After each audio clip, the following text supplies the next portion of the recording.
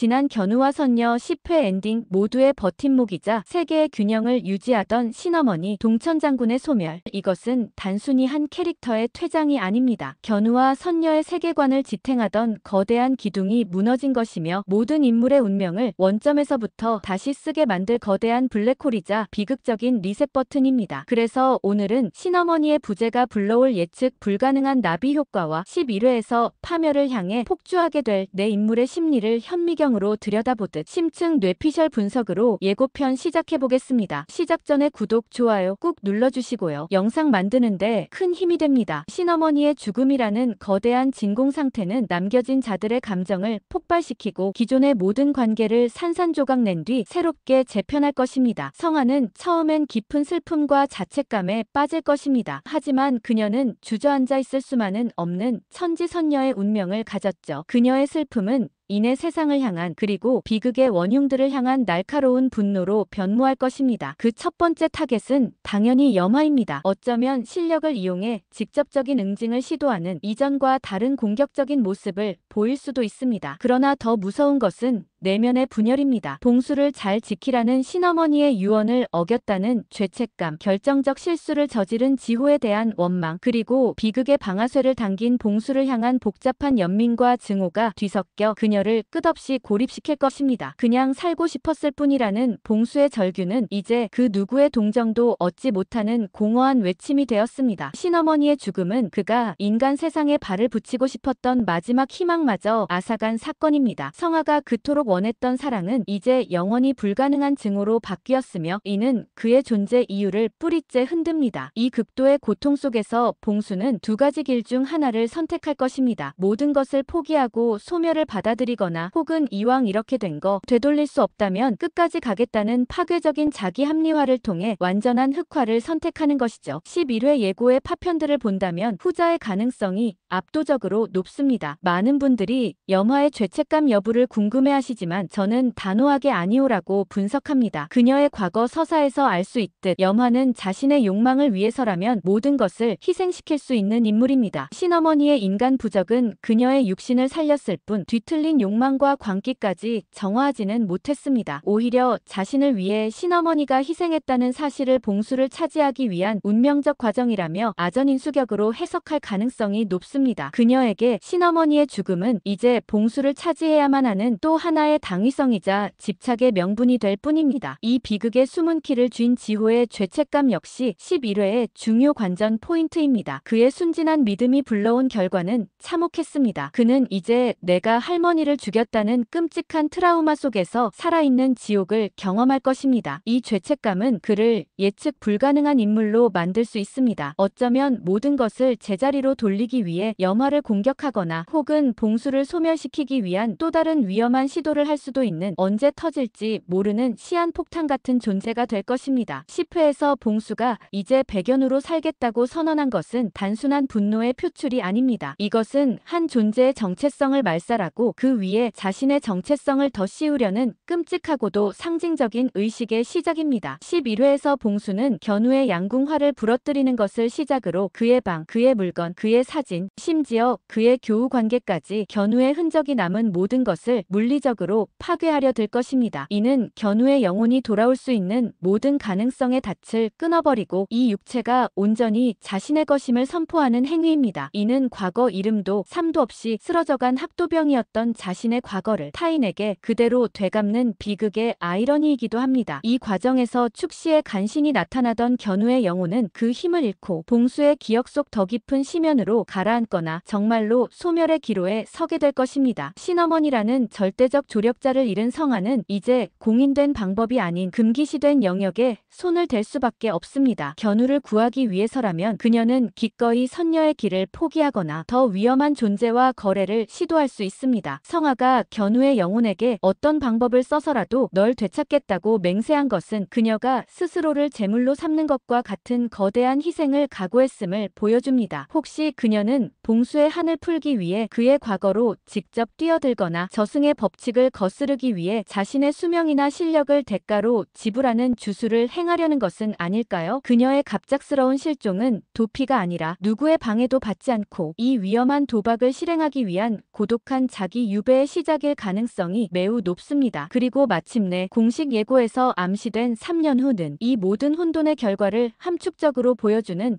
결정적 장치입니다. 이 시간의 공백은 우리에게 더욱 거대한 미스터리를 던집니다. 3년 후 악귀를 사냥하는 견우의 모습은 여러 가설을 낳습니다. 가설 A. 봉수가 견우의 몸을 완전히 차지하고 자신의 능력을 이용해 다른 잡귀들을 사냥하며 독보적인 존재로 군림하는 모습. 가설 B. 견우의 영혼과 봉수의 영혼이 소멸도 분리도 되지 못한 채 비정상적으로 융합하여 견우의 기억과 봉수의 능력을 모두 가진 제3의 인격체가 탄생했을 가능성. 가설 C. 성화의 희생으로 진짜 견우가 돌아왔지만 봉수의 기억과 고통을 일부 흡수하고 3년간의 사건들로 인해 냉혹한 악귀 사냥꾼으로 변모했을 가능성. 3년 만에 나타난 성화가 견우를 알아보지 못하는 것은 이 드라마의 핵심 미스터리가 될 것입니다. 신어머니의 죽음으로 4명의 주인공은 각자의 지옥에서 새로운 운명을 시작했습니다. 11회는 이들이 각자의 욕망과 신념을 위해 어떻게 서로를 파괴하고 또 갈망하는지를 처절하게 보여줄 것입니다. 그리고 3년이라는 시간 속에 묻힌 진실은 과연 무엇일까요? 여러분의 날카로운 분석과 예상을 댓글로 남겨주시기 바랍니다. 영상이 마음에 드셨다면 구독, 좋아요, 알림 설정해 주시고요. 다음 리뷰에서 다시 뵙겠습니다.